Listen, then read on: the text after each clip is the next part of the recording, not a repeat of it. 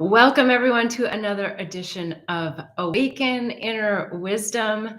We're here to transform relationships to love and life into love lessons and awaken that inner wisdom within. So, we're stepping into our queendom and our kingdoms and answering these questions from a higher level of consciousness to really get to the core of the matter and to learn the life lessons so we don't have to repeat them. Today is a special day. It's Mother's Day. So happy Mother's Day to everyone out there. I have a fur baby, so you don't necessarily have to have an actual child to, I think, really relish in the beauty of Mother's Day. In fact, we have a question that came in that I'm going to start with because I think it's so relevant for today because it's about being a mother. So let's jump right in and get to question number one. I always wanted to be a mom, and for some reason, I wasn't given the opportunity. I tried to get pregnant for years, and it didn't happen. For me, Mother's Day makes me feel a sense of emptiness that I don't think I'll ever be able to fill. Any suggestions? Yeah, I think, mothers, it's a beautiful energy. Maybe I'll tell this personal story. I wasn't planning to do this, but maybe a personal story is I always thought I would be a mother of a child, not just a fur baby. Many of you know Miss Lily, and she is definitely my my child and soul from another life. But there was somewhere along the way I realized that having a child wasn't going to be my destiny. I was never actually sad about it. And I think one of the reasons why I wasn't sad is that I realized that there were two main lessons that children come into our lives to teach us, whether they're ours or someone else's. And I didn't necessarily think that I'd mastered those two, but I definitely understood why it wasn't my destiny in this one. Does anyone want to guess? Put them in the comments below if you want to guess. What are the two things that all children are here to help us with? Number one is pure love, and number two is forgiveness. And the only way to pure, unconditional love is through forgiveness. And those two main lessons children teach us here on planet Earth. And then, of course, if they're our own children, we have lots of other soul contracts with them and lots of things that we learn from them. But they really all roll up into those two simple ones. So again, it wasn't that I had mastered pure love and forgiveness necessarily, but I realized that, for me in this lifetime, having children just isn't part of my destiny. And I actually felt really great about that. And I feel like I've had so many children in previous lives. So for me, it just wasn't in the plan. Now, for you, the person asking the question, I think that, again, if it were meant to be in your divine plan, in your soul's plan, you would have had children. But I think that there's a good possibility there are probably many other children that are in your life or that you're in their life in a way that you impact them even greater than a biological mother might. And even if it's not a child, maybe it's some other human that you are a mentor to, right? Because I think motherhood and fatherhood, it is a lot about mentorship, and it is a lot about soul contracts. We think that we have children to teach them everything and to help them grow up, and when in reality there's a contract there, and they're actually here to teach us a lot more in many ways than we are to teach them. I mean, of course, we're here to help them understand that if they touch the stove that it's hot and that they'll burn their hand and not to do that again. But on a soul level, there's so many deep things that we get from children that we also get from other relationships in our life. So while it can feel sad sometimes to not have our own children, I think when we step into, hey, what are the actual soul contracts that I've called in for my life? And if it's not through a child, just really relishing all of the other soul contracts that we have. And like I said, there may be people that are in your life, children, it may be nieces, nephews, your best friend's child that you're having a tremendous impact on without necessarily the 18 plus year commitment. And so there's a lot of freedom that comes with not having your own children. And I think there's also a lot to be said for not creating a lot of new karma when we don't have children in our lives in this particular lifetime.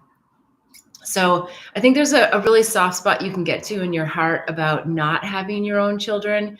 And it can be a really beautiful thing to really be a surrogate to other people's children and be able to play that really impactful role in their life. So I hope that that helps you shift a little bit. And we also always have this option of pets. Like I've mentioned, Miss Lily is a beautiful little fur baby. And admittedly, when I first got her, I was like, I don't want to be anybody's mommy. I didn't even want to be a mom to a dog. And as our relationship, unfolded, I realized that, yeah, that is our relationship, and that I am here to care for her, but she's also here to care for me. So we can have these relationships with our pets and our animals as well. So hopefully that's helpful. I would love to hear any comments that you might have. So please don't hesitate if you have some other thoughts or suggestions on that comment.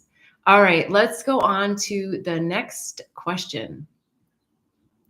What's the difference between choosing to be, and be is in capital letters, willful or willing in every moment of my day? I think when you say willful, well, first of all, I like that you capitalize BE, because it really is about being, right? And not as much about doing. Yes, we always want to take inspired action. So it doesn't mean that we're just sitting around doing nothing. But when you're being, then I think that you're really in that willful place. Now, it's a play on words, and I don't actually think there's a huge difference. But when you say willful, I think that that's more of an intentional word that comes to mind, that you have an intention for something. And when you're willing, it says, I have an intention and I'm willing to take action on it. I'm actually willing to do this. And so I think that those two words actually go in balance really nicely together. And if you stay focused on what is my intention for today, and sometimes the way that I find that makes this easier is if I get a little bit out of the to-do list. Like, yes, I'm a big to-do list person. It helps me a lot. It helps me stay organized. I'm also a Gemini, so I like to have a million things happening all at the same time. So do the to-do list so that you know what your priorities are, but then also really just feel into that inspired action place. And what's really calling my soul here? What is really driving me to take on these activities? What is my deeper why on them? And I think the other thing that I've shifted is, instead of like, what do I want to get done as sort of my intention for the day, it's what are the three, it doesn't have to be three, but I like to use three words, three emotions that I want to feel at the end of the day. And sometimes it's simple, like I just want to feel love throughout the day, or I want to feel accomplished, or I want to feel seen.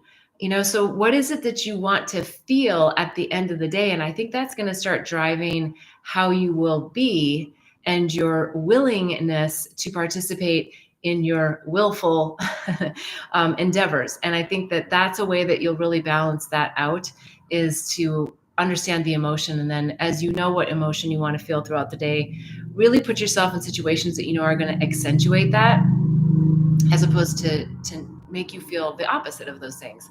And sometimes we have to step into the things that make us feel the opposite of what we want, but we still have the attitude of which we embark on that endeavor, and on how we reflect on that endeavor, right? Sometimes we have to do things we don't like. If we just focus on the negative aspect of, oh, I had to do that, and we just tell everyone all day long about what we had to do that we didn't want to do, then we bring an energy to it. And when we can laugh about it, that's especially helpful, about things that we don't want to do. And when we can talk about all the beauty that came out of the things that we didn't want to do, or beautiful reflections, that's where I think we're really going to shift that energy inside, and move along our day feeling a lot better about even the tasks that we don't really like to do. Okay, let's jump into the next question. Is being in my feminine like being a puppy? I'm sharing a villa while traveling with two other men where everything is done for me, but no one has asked me what I want. It feels like I just need to be pretty and get along. Or is it a muscle that I need to build to be able to step into something else other than running around caretaking and pleasing?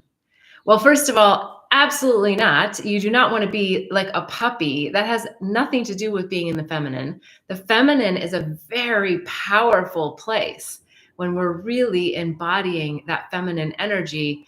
It's a place where people do want to, dare I say, serve, but I don't mean it in a true, traditional royalty sense. I mean in a sense of you're anchored into who you really are and your energy of receiving that people just naturally want to give and you want to receive. And so, no, you don't want to be a puppy and everything is done for me. Well, be grateful, first of all, if you're feeling like things are just, happening, because that is sort of that energy where you're just receiving. And it sounds like you having resistance to even just receiving. From men that are staying with you and they're doing everything. Okay, I get that no one asked me what I want.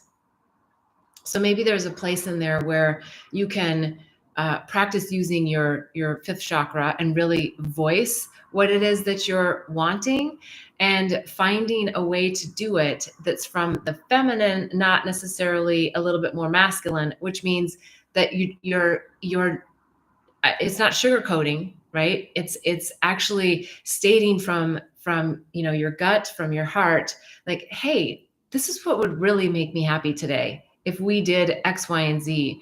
Or wow, if this were to happen, that would really make my day. A little bit different than saying, I want X, Y, and Z for lunch, or I want to do this activity today, where you're really bringing the desire forward, not in an encrypted way, but in a way where you're bringing a curiosity and a fun to it. Like, wow, this would be really great if this happened in this way. And I think in general, the masculine does like to please.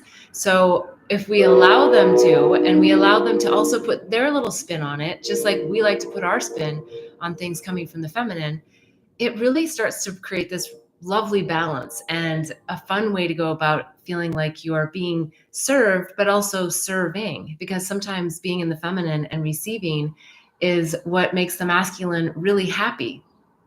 So I would dig a little bit deeper because I don't have the specifics about like what is everything that's being done for you. And so look at that yourself and say, okay, well, what do I mean by everything? And then where do I really have like an emotional pull to? Is it something that really doesn't matter to me? If that's the case, then I wouldn't spend the energy on it. But if it's something that really matters to you, that's where you have to use your chakra, your fifth chakra, and speak about it and say, oh, gosh, thank you so much. Okay, first of all, remember, you do want to acknowledge what they have done for you. Thank you so much for bringing me that orange juice.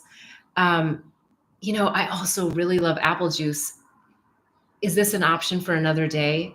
Something, I don't know, I'm just making something up, right? Because I really don't know what the everything is that they're doing for you, but it's how you go about it and how you express your desires and your wishes that are going to make a true difference in how the masculine responds. And another person that comes to mind, which I'm not suggesting because I haven't studied this person, but it's just who comes, is Marilyn Monroe. She had a very sexual energy about her, but she also had sort of this way about her. And I'm not suggesting you should be like Marilyn Monroe. I'm just saying that there is like a way about how she would move herself and really just receive, but yet she was giving so much to people at the same time. And clearly she had that out of balance in the end because there was lots of things that happened with her. But she's someone that came to mind just as we were talking about this topic. I think mostly because of the movements in the body, and really embodying your feminine in that way becomes very powerful. And you're lucky. You're lucky to be in a villa with two men traveling. I don't know where you are, but it sounds like a lot of fun. And I would just relish in every moment that you have that you are traveling and that you have, individuals who are interested in caring for you. And yes, the last comment, is it a muscle that needs to, it feels like I just need to be pretty and get along. No, I think we've covered that. It's not about just being pretty. So it's not that aspect of Marilyn Monroe, right? But it's the aspect of just loving yourself, because that's the prettiness when it's deep inside and others feel that radiance about just how you love who you are and how you love how you move and how you love your body, that's really what's going to give you that ripple effect out there for other people to want to keep giving and you receiving? Or is it a muscle that I need to build to be able to step into something else? It's definitely, I don't know if I'd say a muscle, but it's definitely a practice. And it's a practice that I think, especially in today's world, women haven't really been practicing because we've been practicing being masculine so that we can step into all of these different roles in a way that the masculine did, when in fact, stepping in a feminine way is much more powerful in the workplace. And then you said, other than running around caretaking and pleasing. Yeah, I think sometimes what happens with the feminine is we're trying to caretake and please everyone else. We're wanting that recognition. And it feels like that's what's happening here, is that you're wanting your validation based on what you're giving. And sometimes, especially with the masculine, it is about receiving. So I think you're on it. I think you're in a great situation to practice this. It sounds like a unique situation. And so, yeah, I'd love to hear what you think about that. So please write in the comments if you're watching live or on replay. And yeah, I'd love to talk a little bit more about how that's progressing. Okay, let's go on to the next question. Next question. Why do we all continuously and compulsively sabotage ourselves in our relationships with others, and more importantly, in our relationship with ourselves? I know what is helpful to me in my growth, and I know what is detrimental and even dangerous. So why do I choose what is harmful to me over what is good for me? Am I punishing myself? Do I feel that I deserve to suffer and fail? I'm looking for a hint of how to address this dilemma that at times feels like an addiction. Thank you. Well, thank you for asking the question. I have many things that come to mind. Number one is, I don't think we all are constantly and continuously sabotaging ourselves. I think, yes, it is something that happens for people a lot, but I don't think that it's, I don't think it's we all. But what also is coming to mind is wanting attention. It's the voice that's coming to me saying that this individual is wanting attention. And I know that might not make you happy for me to say that, because it is something that you're aware of. Like, to ask this question in this level of detail, you know what it is that you're doing, and yet you're choosing. And it's kind of like, the energy I get is like a child who knows that they're not supposed to have one more cookie from the jar, and yet they just go in there and they're like, I'm going to get that other cookie, and hopefully nobody's going to see me. And if somebody does, I'm just going to be proud of myself that I did. So it kind of has that energy to it of wanting to be seen. And so it feels like that's, I guess, why the attention thing was coming to mind, that you're wanting some kind of attention, and that's why you're being more deviant. And so I would sit back with that, and I would journal about this. I always like to recommend journaling, and really sit and say, well, what did I do today that was sabotaging? Or probably even better is, what did I not do today? What were some of the things that approached me that I had the opportunity? I was at that juncture and I said I could either do this or I could do this. And I chose to do the way that was really going to open things up for me, as opposed to like step back into that more deviant energy, or that more, that lower vibrational energy, and be proud of yourself for making the other choice. Sometimes I think on the spiritual journey, we get really heavily focused on, like, what did I do wrong?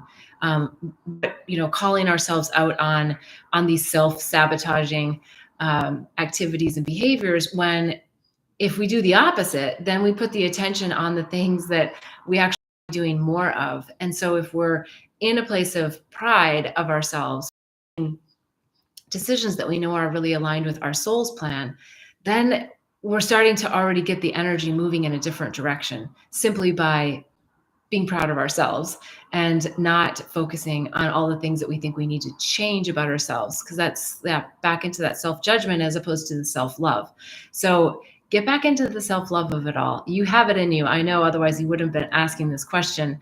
And I really like that you did, because I do think that it is common. I just don't want to say that, all, because I think a lot of people are moving into this real depth of self-love and really caring for themselves and finding all the great things that are happening and finding it with others, right? Finding it with the people we live with, finding it with the people that we're out and about with, people that, maybe we're just buying a coffee from, that we're finding the beautiful things that they just did. Oh, they smiled, and, and acknowledging them for that, because everyone ultimately wants to be seen, right? We all want to be validated and seen, and know that we're here and contributing to the world in a way that's helpful for others as well. So I feel your tender heart, and I think you're on the right track. Go into a little bit more self-love, a little more pride about all the great decisions that you do make, and less focus on the ones that you don't really like so much. All right, let's go on to the next question. And anyone watching live, please feel free to write in the chat. Okay, next question. Unexpectedly, my wife told me she was moving out and didn't want to be in relationship with me.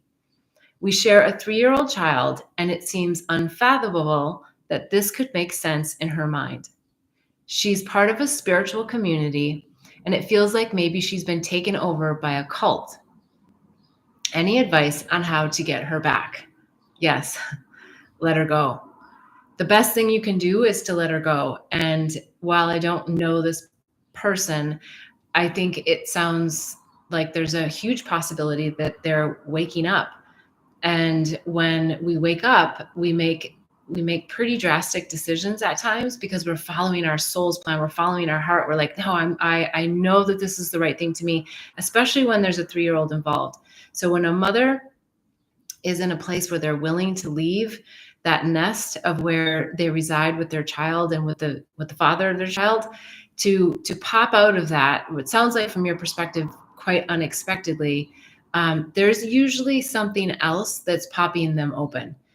I'm not saying in this situation, but sometimes it is that they've met someone else, and that person has opened their heart in a different way. That person has seen them in a way that you perhaps were not seeing them, and they needed to be seen. They needed to feel loved. They needed to feel less judged.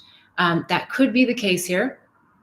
But since you're mentioning that they're part of a spiritual community, it could also be that they just feel like they're just being surrounded by love, and they're being surrounded by acceptance, and they're being surrounded by growth. And a lot of times what happens in these situations when there's an unexpected split, especially when it's the woman that's leaving, oftentimes the woman has had lots of things happen over years that she may or may not have spoken to you about.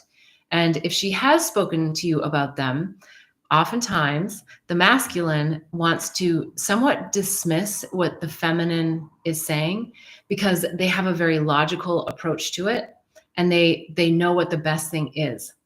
And oftentimes they're right. And it's not really about right or wrong, but it is perhaps a faster road. But when a woman does not feel heard and seen and acknowledged, she closes. Like a piece of her closes, then a piece of her closes, and a piece of her closes. And I know this from personal experience. I was married for 10 years. And when my heart exploded open and I said, no, I am not going to do this anymore. And when women get to that place where they say, I'm done, they're done. Oftentimes they are done, and they're done because they didn't use their voice. They didn't express what they wanted. It doesn't make it right, but it's how women often work, is that they don't get out the words. And the few times that they do, they may get very logical solutions back, which does not help them feel seen and heard, and only makes them oftentimes suppress and repress what they're actually wanting to be heard about. And so I would dare to say that there were probably many, many times, and this is not to make you feel bad, but there was probably many, many times where there was warning signs. I know for you, it feels like the rug was, pulled out from underneath you, but I can't tell you how many times I hear that from men. yeah, it just happened. Like, just like the rug was pulled out from underneath me. It's like, yeah, I find that hard to believe. It was pulled out from underneath you because your eyes weren't wide open. And she gave you a lot of warning signals. And maybe she didn't do it in the right way. And maybe she didn't throw the gavel down or, stomp her foot, or maybe she did. And you said, stop stomping your feet. I'm just using these figuratively to really help understand sometimes that when women speak, we don't always speak with the level of conviction of which we feel, because we're sensitive and we don't want to appear to be that emotional about something that we know maybe isn't that big of a deal. And then it goes deep, and that little seed that we said wasn't that big of a deal gets bigger and bigger and bigger. And it makes it very difficult to come back and put that blossom back in, because sometimes that blossom comes out in anger. It comes out in, I'm leaving. It comes out, and I'm going to take care of myself. I'm going to do this on my own then. I can't rely on the masculine anymore because you didn't hear me all these years. And so it's a tricky and a slippery slope, but it doesn't have to be, because it's so basic. It is so basic. I'm going to give you some really, if you can incorporate this into your life, you will have the most incredible relationships, whether you're the masculine or the feminine. If you're the masculine, please know that women do want your solutions. However, they have to feel heard first, right? So it's so important that the woman can say, honey, I feel X, Y, and Z, and go to the chicken farm and back. And the man has to oftentimes sit there and say, I can see that you're feeling really upset right now. But oftentimes the masculine doesn't do that. Why? Because they go, this makes no sense. And the last thing I want to do is agree with her. Right. So we don't speak the same language. Right. That's why that book, What Men Are from Mars, Women Are from Venus, did so well, because he did such a great job talking about the differences in men and women in their communication styles. But the woman also has to be able to say, honey, thank you for that incredible solution. If if you could just hear me for a minute, I really just need to work through this because I'm just feeling really upset about this. And then we can talk about solutions. The man often goes, "Oh, she's great. I don't have to provide another solution." And he softens. And then he's willing to listen, and he's willing to hear what she has to say. So men, you don't have to agree with the irrational insanity, dare I say, and I feel like I can say that as a woman, because I certainly know there's times in my life where I've been very irrational because I had an emotion that I needed to feel and I needed to express. And if I wasn't able to express it to my male partner, you know where I went? Right to my girlfriends, because they were going to hear it and they were going to know it. And unfortunately, when we're not really awake and we're not thinking about, well, what's the lesson here? What happens is we get the confirmation from those female friends that our feelings are valid and he should have heard that. And so it doesn't really fare well. I'm not saying to not go talk to your female friends. I'm just saying that if you have the issue with your husband or your male partner, you've got to get in there and use your voice and talk to them, because it's never going to get better by just going and talking to your female friends. Yes, go vent it out, air out your laundry to them, but then recognize that they're going to come at it from that female perspective, and they're going to want to tell you, yeah, it makes so much sense, and yeah, he's wrong, or yeah, he didn't get it, or all of those things, and that will not help your relationship. So it's super important that women, you get in there and talk about what it is that you feel, and men, that you just step back and go, oh, okay, it's not the solution time, right? It's the time to say, honey, I hear you. I hear how you're feeling. And is there anything I can do to help? And let her come up with some things. In the back of your mind, you got the solution. You know exactly what to do. And that's great. Just hold off for a minute or two and let her work her way through it. And I think you're going to find that it's such a beautiful approach, and it's so soft. And the other thing I should say is, if you've been married for many, many years and you try this for the first time, don't be disappointed if it doesn't work right away, because you're so ingrained with your behavior patterns with each other that it's going to feel weird. Like the man or the woman is going to be like, wait, you're hearing me, or wait, you're not providing a solution.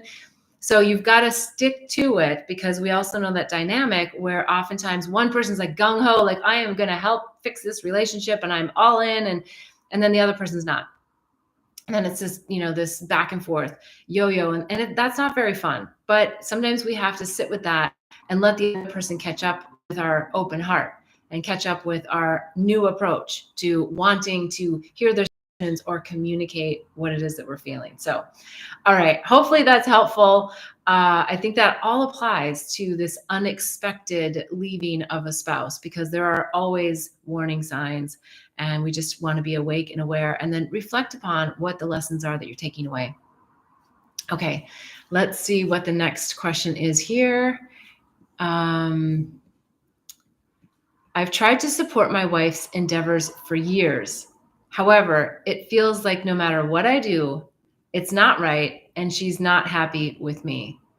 Honestly, I'm at a point where I want to give up trying, but I don't really want a divorce. How can I avoid heading down that road? I think we just answered it. I think the answer came through the last question, that it really is about understanding that balance and and really listening and keeping your heart open and getting more in your emotional side of things to hear what the deeper nuances are that your wife is feeling, and not judging her. I think as the masculine, it's really important to be realistic. So I'm not saying like, oh, just agree with everything she says, because this is specific to wife's endeavors for years. So I don't know, maybe she's an entrepreneur, maybe she's someone, I don't know what her background is. And she needs that unconditional support. But I think you also have to be able to speak your truth. Like, honey, are we at a place where we can talk about what the bigger picture of X, Y, and Z is? I have some ideas. I have some things that I might be able to support you with. And if she's not ready for it, she won't want to listen. And then you listen a little bit, and then you come back to it and then lay out your big plan. So yes, definitely still speak your feelings. This is not a time to just, if you've been supporting for a long time, yeah, you want to really be able to, provide that advice and that support for her. One of the things is I'm looking back at the last question too, and thinking about how these two are actually really similar in many ways. I didn't address the part about the spiritual community and that maybe she's been taken over by a cult. And I think that's a really strong feeling for you to have. And it might be because she's receiving so much support from that community, and you're feeling very, pushed away from it. So I wouldn't jump to the conclusion that it's a spiritual cult, actually. I would just really feel into that she's awakening, and let her blossom. And that is the only way that you would ever potentially, and I'm not suggesting that this is the case, but that you would ever get her back, is to let her blossom. And at this point, she's decided to do it on her own. So just really welcome that, and don't fight that spiritual community. Do what you can to learn about it, as opposed to project a judgment on it, because oftentimes we want to say, oh, well, that's the problem. Those are the people that are pulling this loved one away from me. And if you do that, what you're doing is you're jumping around the idea of, what's the lesson for me? What's the lesson in the relationship? Why did I ask her to do that? And so don't skirt too far into like, oh, it's a cult, or oh, it's bad, or oh, any of those ideas, because I think you're going to get too far off of what the lesson is for you and your soul's plan with her in this lifetime. Okay, let's see here. Any other questions? Okay, so here's a fun one. I just got hired to work in Alaska this summer. I always wanted to do it, in a remote fishing lodge. I have a peace in my soul about doing it. What is a good way to navigate that? And are there any things I need to keep in perspective? Well, I really love the language that you're using, and how it makes me feel is that this is the right move for you, that you have like a really strong feeling about it. And so I would really sit with the why. Why do you feel, and I don't mean you have to get all heady about it. I'm just saying, like, if you have a peace in your soul, what is it? How would you describe that peace that you're feeling?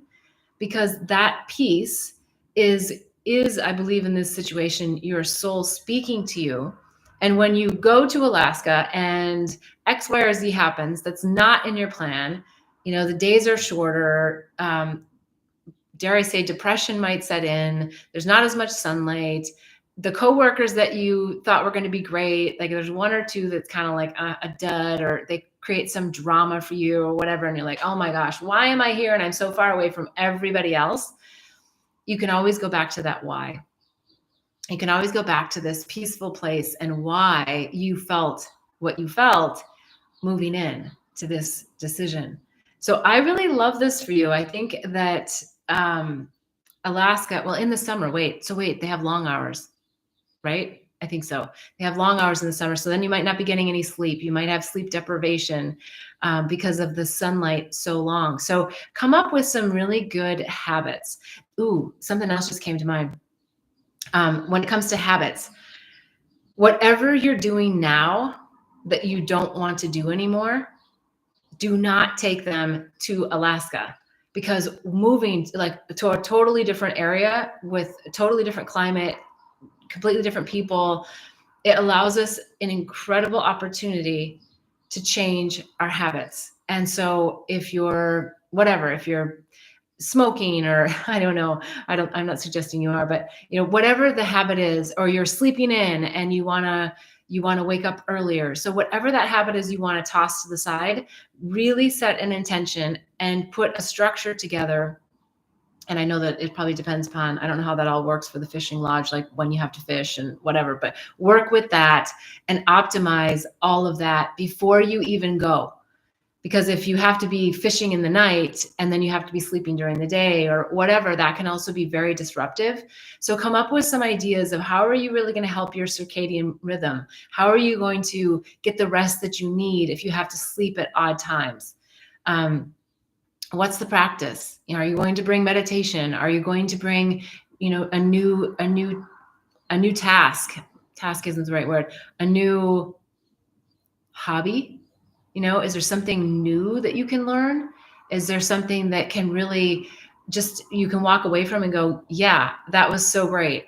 I don't know what it is. Maybe there's a dance hall, or maybe there's something that switches. But if you're used to going and drinking a beer at such and such a time, and that's not an activity you want to do anymore, then just make sure that you're not looking for the bar, that your entertainment isn't coming from that energy. So I know you know what I mean here. I don't know exactly what you want to take and leave, but I think that it's such an incredible opportunity for you, and just anchor into that deeper why as to why you're doing it. Okay. This one, question number 8 is, can sexual energy be a substitute for sleep? I think this is a little bit of a tongue in cheek, but I would say the obvious answer is no.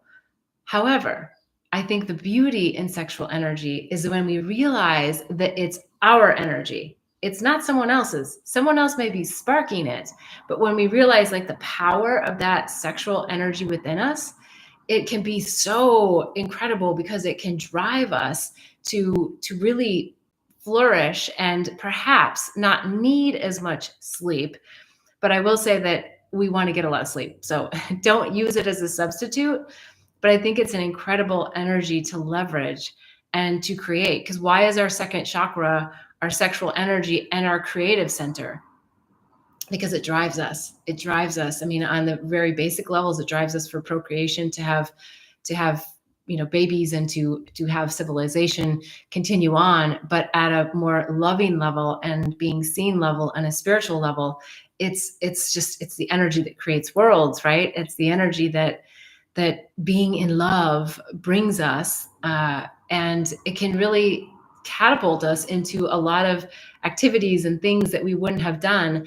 And so leverage sexual energy, leverage energy as a whole, right? Keep it really circulating through all your chakras so that it's not stuck in one place, that your focus isn't just on second chakra energy, but that you're finding a way to take that energy and move it from the first and, into the third and into the heart and into the throat and out the crown, right? So just really focus on how you can integrate it as a whole and not be so focused on that. And to know that it's your energy. It's you, it's within you. I know everyone, not everyone, a lot of people think love is outside of us. Why? Because other people help reflect our own love to us. And so this is a beautiful example of really just sitting in that energy and leveraging it. All right. And let's see here. We've got, I think, one last question coming in. Okay. How can I connect with like minded souls and find my spiritual community? I think this is a question that a lot of people are asking in many ways. I don't know exactly where you're at on your awakening spiritual journey. Sometimes that can be a little bit of a, yeah, tiptoeing around and kind of feeling out like, where are people? Some people are just stepping in, and that's a little bit different vibe than people who have been on the journey for a long time or who are really expanded. And it's kind of like, oh, what do you mean you guys are doing that? So I think what I would say is just say yes. Say yes unless you have a clear no. When you get invited to something that you're not really sure about, say yes. Unless it deep in your gut you're like, absolutely not. Like, I know what's happening there and it's not my thing. Because when we say yes, we open ourselves to new opportunities. It's something that I loved about living in Bali. When I was living there, I would go out to eat a lot of the time because it was inexpensive and there was great quality food places. And I also liked the camaraderie of people. And one beautiful soul comes to mind to share that I was sitting there and she said to me, "Oh, I love your top." And we ended up getting into this most amazing discussion. She was a clothing designer and she was from Australia, and she was there uh, doing her production runs, and she wanted, to copy my top.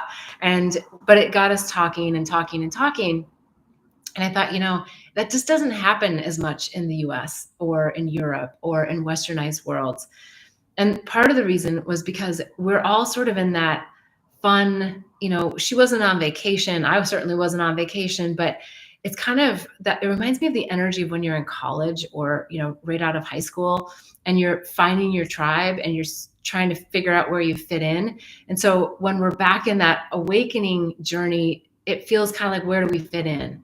And and so I loved that Bali brought that out in me to just meet new people and to just talk to people that I wouldn't normally talk to make a comment on someone's blouse or make a comment on anything that we felt genuinely that we wanted to comment on. And oftentimes today we're just like, oh, we're just in our own lane and we don't want to make conversation because we're not sure what's going to come of it. And so I would encourage you to just keep your eyes wide open. And when you're out and about, look for the people that are smiling back at you. Look for the people that are having that same vibrational feeling. And you know what I mean, because your looks necessarily, it might be how they're dressed or how they present themselves, but you get a feel like vibrationally of like who aligns with you and who doesn't. So I think that that's really part of it, is just keeping your eyes open, not being so shy as sometimes we get as we're growing into our next phase of our life, and just being open to saying yes to everything that makes sense to us. And it's a great segue into, because we're closing out the hour here, or down to the end of the show. It's a great segue into the Awaken Inner Wisdom community. I would love for you to apply. It's a place where like-minded souls can come and get into deeper discussions. So on this show, we talk about lots of topics that all relate to relationships and helping us shift and unravel our minds. And so there's great discussion that happens here in a Q&A format. But in the Awaken Inner Wisdom membership, you'll actually be with me in a closed private Zoom group. And each week we have a really in-depth discussion about a topic, and then an open forum where people can comment and go deeper. And it's created specifically for people like you who are looking for their tribe, who are looking for those higher conscious conversations. And look, I know we all have tons of friends and people in our lives, but a lot of times those friends aren't on the same spiritual ascension journey that we are. We can only go so far with them on certain topics. And then it's like, yeah, okay, we kind of capped out. but you desire to have deeper, richer discussions in a place where you can take things that you really want insights on, or you really want to anchor in a different way. And so the Awaken Inner Wisdom membership is a beautiful place to do that. There is an application process, so please go to bethbell.me and you'll see where to apply there. I'd love to hear from you. And there's lots of other resources on bethbell.me. There's the Awakening and Healing Handbook, the Herpes Handbook, the Psychedelics Resource Guide, lots of other things on there. There's the flower gazing module. So if you're someone who's having a hard time with meditation or just quieting the mind, I talk about how I was really able to leverage the flowers into meditation. Actually, the universe really pushed me into that in a way. Pushed isn't the right word. Guided me into photographing flowers and observing them and really leveraging that as a way to quiet my mind. So there's lots of resources over there. I can't wait to hear from you. As always, if you have a question, you're watching this on replay, submit the questions to bethbell.me/question, or you can put them here in the comments on my YouTube channel. So I look forward to seeing you again next week. In the meantime, please like and subscribe and hit the bell so you know when the next live is, 11:11 on every Sunday. All right. Wishing you only bliss and love until next week. Namaste.